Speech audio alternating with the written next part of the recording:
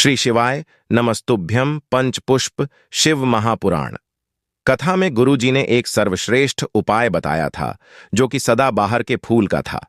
यह फूल बड़ी आसानी से आपके घर के आसपास, आपके घर पर भी लगा होगा और इसका प्रयोग सदियों से आयुर्वेद में किया जाता है।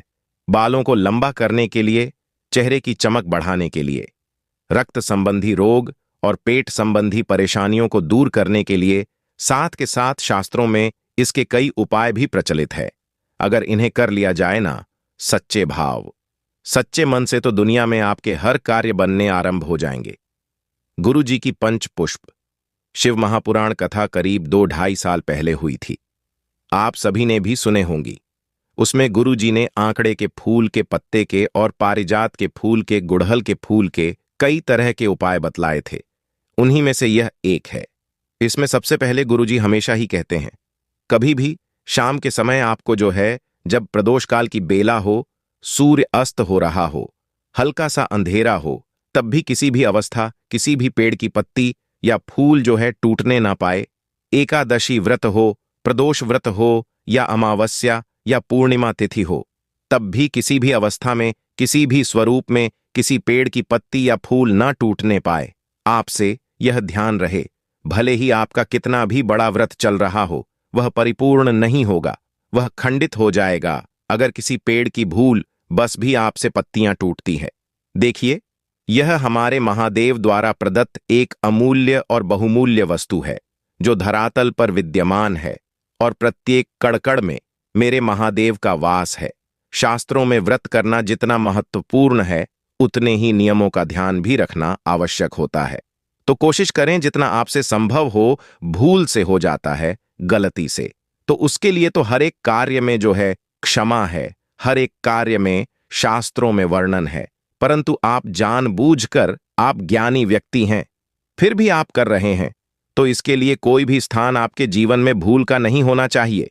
इस बात का ध्यान रखें, तो आप भले ही व्रत करते हो या ना करते हो, परंतु किसी भी पेड़ की पत्ती आपसे टूटने ना पाए।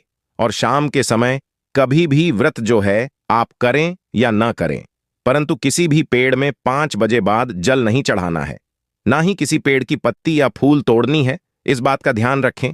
साथ के साथ का जो फूल होता है, उसे घर में लगाना बहुत फायदेमंद माना जाता है।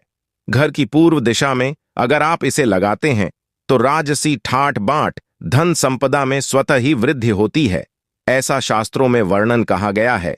सदाबहार का फूल अपने आप में बहुत श्रेष्ठ कहा जाता है। ऐसा कहा जाता है, यह सदा ही बहारें लाता है, जैसे सदाबहार नाम से ही स्पष्ट है। हमेशा खुशियों लाने वाले फूल के स्वरूप में, बाहर लाने वाले स्वरूप में से जाना जाता है।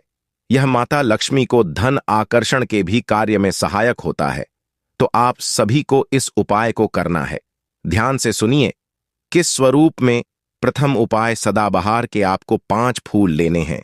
5 फूल परिपूर्ण होने चाहिए, जिसमें पूर्ण रूप से पत्ती हो। सदाबहार के फूल की गुलाबी भी फूल मिलते हैं, थोड़ा सा पीले स्वरूप में, सफेद स्वरूप में, सभी में मिल जाते हैं। तो 5 की संख्या में आपको सदाबहार के फूल ले लेने हैं। आपको इन फूलों को किसी भी पेड़ में से तोड़ लेना है या घर के आसपास तोड़ लीजिए। एक थाली में पूजा की रख लीजिए। इसके बाद आप सभी एक जल का लोटा और एक गोल बत्ती का घी का दीपक लेकर महादेव के मंदिर चले जाएं। आपको इस प्रथम वाले उपाय में करने के लिए आवश्यक रूप से 5 फूलों को अपने हाथ में ले लेना है। जल इत्यादि समर्पित करें।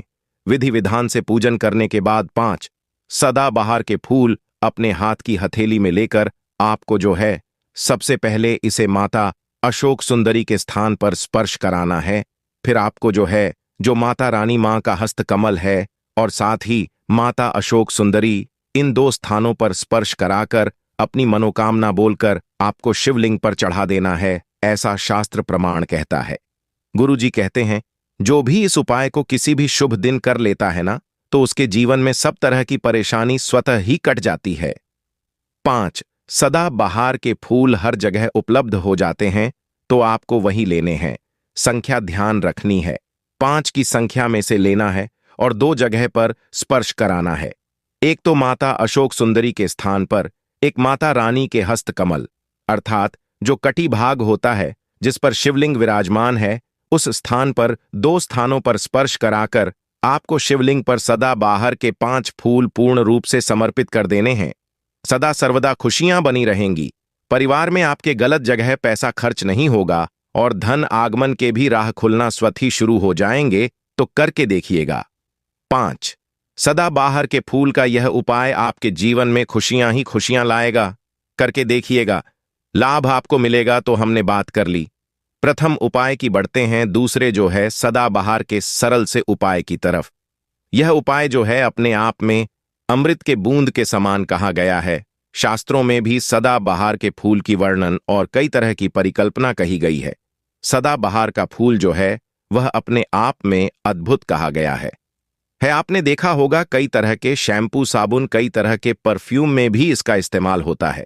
तो आप सभी को घर में भी इसे लगाना चाहिए और समय समय पर महादेव का श्रृंगार भी सदाबहार के फूलों से करना चाहिए।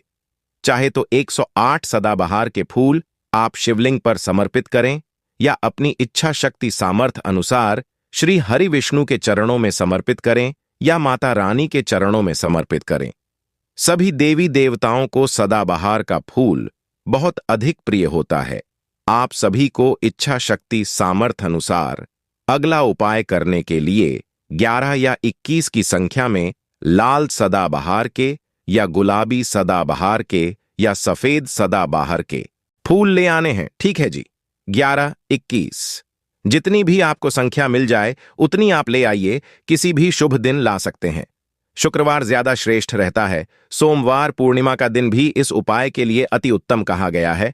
आपको 5 की संख्या में 11, 21, 51 कोई इसमें गिनती निर्धारित नहीं है कितने आपको सदाबहार के फूल लाने हैं। ठीक है जी। इसके साथ साथ आपको लेनी है 1 मुट्ठी चावल। चावल अक्षत स्वरूप में होने चाहिए, इस बात का ध्यान रखें।